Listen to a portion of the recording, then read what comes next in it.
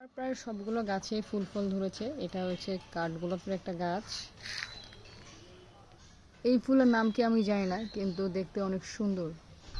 এই ফুলটা অনেক সুন্দর, অনেক সুন্দর সেন্ট দেয়, কিন্তু এই ফুলগুলো বর্তমানে নাই।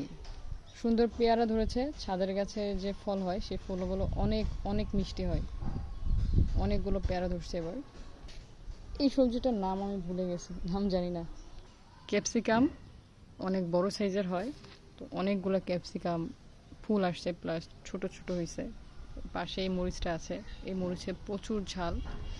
এটা হচ্ছে আমার পাখিকে খাওয়ানোর জন্য কলমি শাক। বাজিকার পাখি অনেক বেশি পছন্দ করে। এখানে বরবটি ধরে গেছে।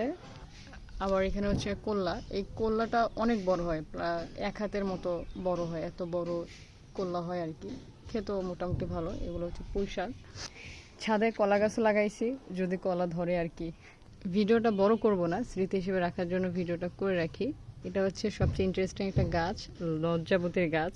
দেখেন, এই গাছটা অনেক খুঁজে তারপর আমি পাইছিলাম। টাচ করলেই পাতা বন্ধ হয়ে যায়। অনেক সুন্দর।